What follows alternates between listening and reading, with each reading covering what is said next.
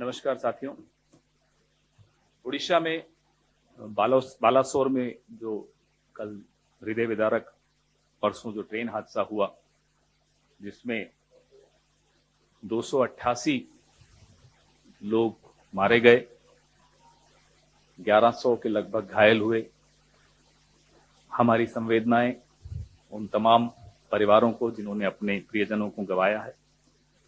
साथ ही Odisha police, NDRF, ओडीआरएफ और भारतीय सेना को धन्यवाद, जो पीड़ितों की मदद के लिए तत्परता उन्होंने दिखाई। और ओडिशा के लोगों की जो मानवीय छवि देखने को कल मिली, वो इस देश की मानवीय छवि है। रक्तदान करने कतारों में लोग खड़े थे, नौजवान लोग खड़े थे। इससे यह पता चलता है कि एक राष्ट्र के तौर पर हम लोग कितने सजग, कितने संवेदनशील लोग हैं। लेकिन बड़े अफसोस की बात है कि हमारी सरकार उतनी संवेदनशील नहीं दिखती। प्रधानमंत्री जी, आपके रहते भारत की किस्मत के बारे में तो मैं कुछ नहीं कहूंगा, लेकिन आप की किस्मत के बारे में 2 शब्द जरूर कहूंगा। आपने एक कवच अपने आसपास खड़ा कर दिया। वो कवच आपको सीएजी रिपोर्ट से बचाता है, वो कवच आपको प्राइम टाइम डिबेट से बचाता है, वो कवच आपको किसी भी तरह की पब्लिक स्क्रूटिनी, सार्वजनिक जांच से बचाता है। वो कवच देश की सीमाओं को नहीं बचाता, वो कवच ऑक्सीजन के लिए मारे मारे फिर रहे लोगों को नहीं बचाता, वो कवच रेल यात्रियों को नहीं बचाता, वो कवच सिर्फ और सिर्फ आपकी छवि को बचाता है। ऐसा कवच किसी सरकार को, किसी प्रधानमंत्री को कभी नहीं मिला। काश ये कवच रेल यात्रियों को भी मिलता। एक जमाना था जब लाल बहादुर शास्त्री जी जैसे लोग थे जिन्होंने इस्तीफा दिया, माधवराव सिंधिया जी ने इस्तीफा दिया एक रेल हादसे पर, नीतीश कुमार जी ने इस्तीफा दिया एक रेल हादसे पर। इस्तीफे का अर्थ क्या होता है?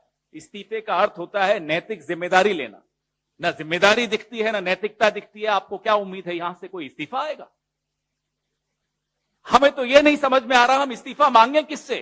वो व्यक्ति जो एक छोटे से रेलवे स्टेशन की भी हरी झंडी दिखा के उद्घाटन करते हुए दिखता है, वो, या वो जो कल सुबह से अपनी पब्लिसिटी में लगे हुए हों, टोपी पहन के कैमरा लेकर घूम रहे हों, किसका इस्तीफा मांगे हम?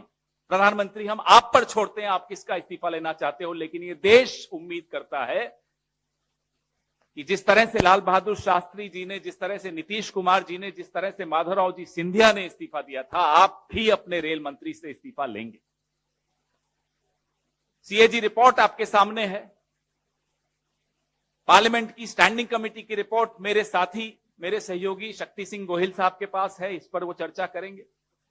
सीएजी की रिपोर्ट बड़े स्पष्ट तौर पे बताती है कि 2017 से 21 के बीच में डिरेलमेंट, यानी ट्रेन के पटरी से नीचे उतर जाने की वजह से 1127 हादसे, 1127 derailments between the year 2017 and 21।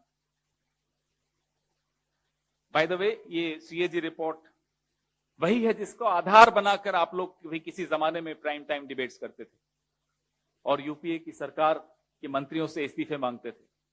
तब वो कवच नहीं होता था जो आज प्रधानमंत्री को कवच मिला हुआ है, आप सबकी तरफ से भी मिला हुआ है। मोदी सरकार का जो ट्रैक रिन्यूअल का बजट है, ये सीएजी रिपोर्ट भी हम आपको प्रेस रिलीज के मार्फत सर्कुलेट करेंगे।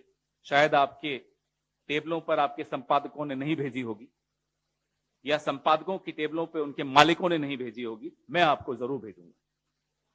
ट्रैक रिन्यूअल का बजट हर साल कम होता जा रहा है और जो बजट है उसका यूटिलाइजेशन नहीं हो रहा। हम हाई स्पीड ट्रेन के खिलाफ नहीं है, लाइए, लेकिन 10-15 चमकती धमकती ट्रेन को दिखाकर आप पूरा इंफ्रास्ट्रक्चर, पूरा ढांचा खोखला करते चले जाएंगे, यह मंजूर नहीं। सवाल आपकी विजन, आपकी सोच, आपकी नीयत पर है। रेल मंत्री के ट्विटर रिप्लाईज अगर आप देखें तो जो आम डब्बे होते हैं, जनरल डब्बे होते हैं, बोगियां होती है, उनकी स्थिति आपने देखी होगी। यही कोरोमंडल एक्सप्रेस का कुछ दिनों पुराना अगर आप रेल मंत्री की टाइमलाइन पर जाएंगे तो आप देखेंगे वीडियोस, सांस लेने की जगह नहीं होती।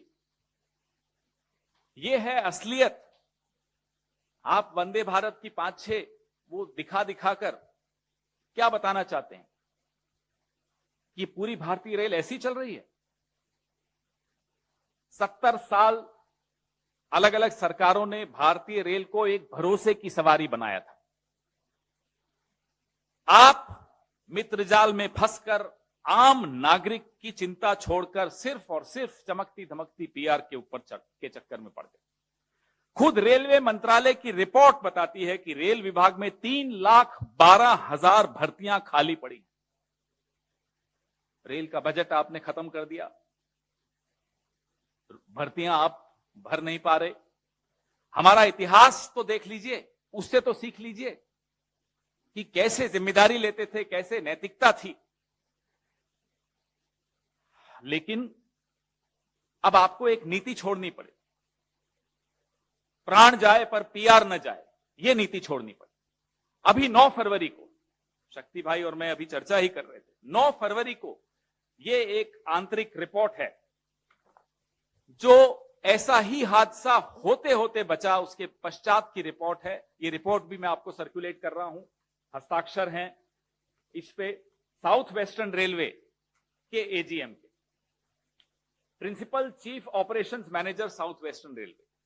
जब वो बता रहे हैं कि ये सिग्नलिंग जो इंटरलॉकिंग सिस्टम है इसमें खोट है, अगर जल्दी ही इस खोट को दूर नहीं किया जाए तो इस तरह के हादसे होते रहेंगे। 9 फरवरी को ये रिपोर्ट सर्कुलेट हुई रेलवे मिनिस्ट्री में। उसके पश्चात क्या कदम उठाए गए ये भी हम जानना चाहते हैं। इससे पहले कि शक्ति सिंह गोहिल जी स्टैंडिंग कमेटी की रिपोर्ट पे चर्चा करें, हमारे 3 सवाल। क्या प्रधानमंत्री जी इस सदी के सबसे भयावह रेल दुर्घटना की जिम्मेदारी लेंगे? नंबर 2, क्या प्रधानमंत्री जी अपने रेलवे मिनिस्टर श्री अश्विनी वैष्णव का इस्तीफा लेंगे? हमारी ये स्पष्ट मांग है कि रेलवे मिनिस्टर को तुरंत नैतिक जिम्मेदारी लेते हुए इस्तीफा देना चाहिए। सीएजी रिपोर्ट, पार्लियामेंट की स्टैंडिंग कमेटी रिपोर्ट, इन तमाम रिपोर्टों का, और ये 9 फरवरी की जो रिपोर्ट थी साउथ वेस्टर्न रेलवे की, इन सब रिपोर्टों पे जो सवाल उठते हैं, इन सवालों का जवाब प्रधानमंत्री जी की तरफ से कौन देगा? और मैं उम्मीद करता हूं कि ये सवाल आप उठाएंगे। माफ कीजिएगा, अगर ये कवच प्रधानमंत्री जी के आसपास आप लोगों ने नहीं खड़ा किया होता तो ये सवाल बहुत पहले उठते, सीएजी रिपोर्ट्स के सवाल उठते।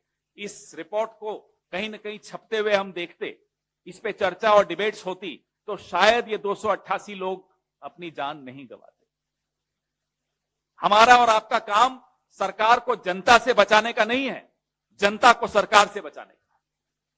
अभी भी समय है, हम सबको ये जिम्मेदारी निभानी पड़ेगी, नहीं तो ये दुर्घटनाएं होती रहेंगी, लोगों की जान जाती रहेगी और यूं ही हम एक दूसरे को ढांढस